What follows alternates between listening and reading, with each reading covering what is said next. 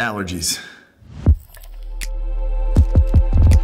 So lighting is one of the most common subjects of questions that I get asked that I have a hard time answering quickly, because like everything else when it comes to video stuff has specs, right? Cameras, like, oh, this camera is 1080p, this one's 4K, this one shoots a full frame sensor, this one's a crop sensor, right? But lighting is lighting. But it's so important. At least it's important to get the basics down. And the great thing is we can do the basics in one video. So that's what we're gonna do. I have a ton of lights in this studio. Like, I think I counted like 10 to 15, and I've been meticulous about lighting on this channel. So I wanna show you exactly how we set up lighting here for these videos, both in this room, in this area, and in my stream room over there. And I wanna show you exactly how we light these videos and how I light my stream room. And then I wanna show you some creative tips and ideas to kind of make lighting your own, and then we'll call it a day. Get you out of here early enough to maybe even do a sponsored segment. Yeah, let's do that. Huge thanks to Elgato for sponsoring this video. Did you know that you can connect your iPhone to your PC and use it as a 1080p webcam for free? Seriously, it's an app called EpocCam by Elgato, and it's awesome. You install the drivers on your Mac or your PC, you plug your phone into your computer either wirelessly over Wi-Fi or over USB, and you can use it in OBS or in Zoom or Skype or whatever, and it's gonna look a lot better than the built-in webcam on your laptop. Plus, you can use a lot of really cool camera filters like background blur, background replacement, and even Snapchat filters. Personally, I think it makes a lot of sense for most streamers to be using this as a second camera angle, whether it's like a top-down shot or maybe a completely different angle, like from across the room, because you can connect it wirelessly. And if you're here to learn about lighting from this video, you'll very soon learn that lighting is more important than the camera anyway. This is my $10,000 camera rig shooting in 8K in normal room lighting. And this is my phone shooting in 1080p with good lighting. So give EpocCam a shot. Download it for free from the App Store right now, or pick up the Pro version for $8 and get all these neat features over here. Link in the description down below. Oh, and by the way, if you have any questions about what we talk about in this video, make sure you go check out my personal channel, youtube.com/HarrisHeller. That's where I live stream multiple times a week. So go ahead and subscribe to me over there. And while you're down there, hit the subscribe button on this channel if you're not subscribed already. Thank you. Back to lighting. While shooting these videos, we have 1, 2, 3, 4, 5, 6 lights on. Let's switch to a different camera angle so you can see them all. That includes a key light, a rim light, a backdrop light, a practical light, and then 2 completely unnecessary colored accent lights. So let's start with the 2 lights that are on me. A standard lighting setup consists of a key light, which is the main light lighting up your face, a fill light to fill in the shadows on the opposite side of your key light, and a rim light in order to separate you from your background. I personally don't use a fill light on my opposite side because I like the kind of moodiness that comes from having all the shadows on the other side of your face. Plus I use a massive dome to diffuse my light. So I'm pretty much being well lit all the way around here. In general, using a large light source like this dome diffuser I've got here really softens up the look on your face. That's how you get that really nice lighting look. The light I'm using right here is an aperture light, specifically the Amaran 200D, which is like a ridiculously powerful light. Like I only have it turned up to 30%,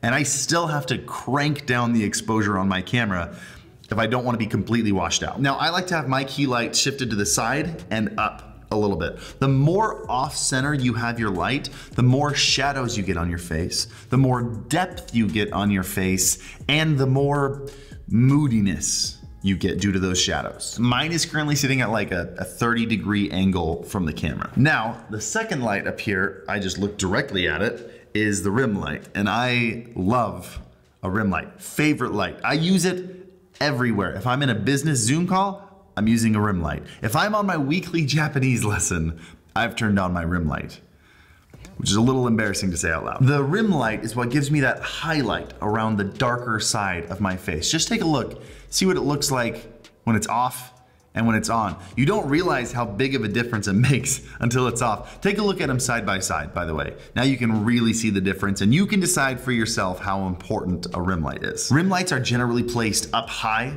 so that way they get not only the side of your head, but also the top of your head. And I got really tired of, in previous videos, having really tall stands behind me in all the shots holding up the rim light. So I did something that I'm fairly proud of. And I installed light rails in multiple rooms in this space. Any room I felt like I would want some good lighting.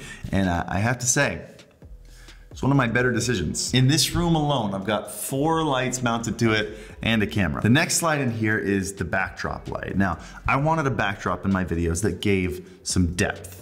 So we ended up installing this giant stone wall behind me where a lot of the stones are kind of unevenly sticking out from the wall. And then I placed this light kind of close to the wall at a pretty hefty angle, so that way some of those deeper stones would cast some shadows on the stones underneath them, and it would make the depth feel even more pronounced. And the light up there that's doing that is the Amaran 100X, which is different than the 200D and the 100D that are on me. The X means that it's got a variable warmth. I want to say I have it set to 4,500 Kelvin, whereas these daylight lights are at 5,600 K. So that way it's a little bit of a different tint than my face, and again, you get a little bit more separation that way. And by the way, if you're enjoying the lighting so far, just hit the like button.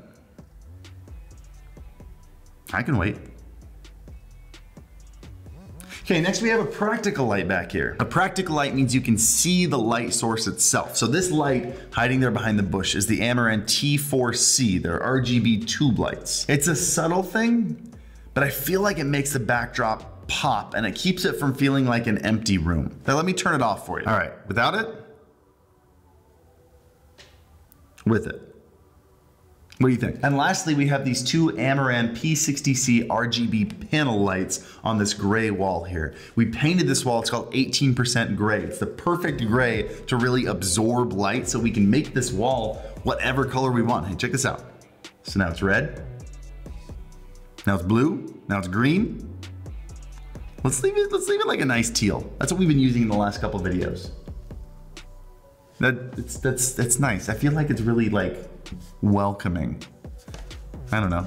But that wall has ended up being really cool. We've used it a handful of times for backdrops for shots, like the beacon video we did a couple months ago with the really cool animations. That was shot in front of this wall with a red light on it. One other thing that we'll occasionally do, and it's usually for either product shots or a thumbnail, is we'll add a little extra color highlight like this. And we'll do this with either another tube light like I've got going on right now, or we'll do it with one of these little Amaran MCs, which are surprisingly bright when you end up looking, stop it.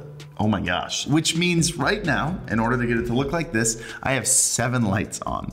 But if you're looking for a much simpler lighting setup, let's run over to my stream room. Oh, and just in case you're looking for a dumb reason to laugh at me, a fair reason to laugh at me, I just finished this lighting in here as well. The original lighting they installed in here, I hated. I thought it made this place look like a bowling alley. So I bought new lights, I learned how to install home lighting, and I installed these myself. I probably spent like 40 hours on these, and I just needed to tell someone about that. Made me feel a little better. This is my stream room. I have 3 lights in this room, and I have 2 of them on me right now. I have my Elgato key light, which is my key light, and I have the Amaran 60D, which is my rim light. Key light, and rim light. And that's all it takes. Now there is one more light in here that's super weird. Over here at this corner camera, because we're in the corner of a room, the light would have had to be really close to my face. So instead, what I ended up doing is pointing it directly at the wall and shining it extra bright, meaning this whole white wall behind me turns into a giant light diffuser. It's a great trick for anyone with small lights or a small room that are trying to get that nice big diffused look. Don't forget that. But that's it. That's my lighting, at least all the important stuff. We did post a video, I think it's like a couple of years ago now, where it gave you like 5 different lighting ideas and lighting styles and exactly how to make them. So if you want to check that out, I'll put the link over on the whatever side it's on. I don't know what side it's on. Either way, go check out that video if you want, and I will see you in the next one. Happy streaming, guys.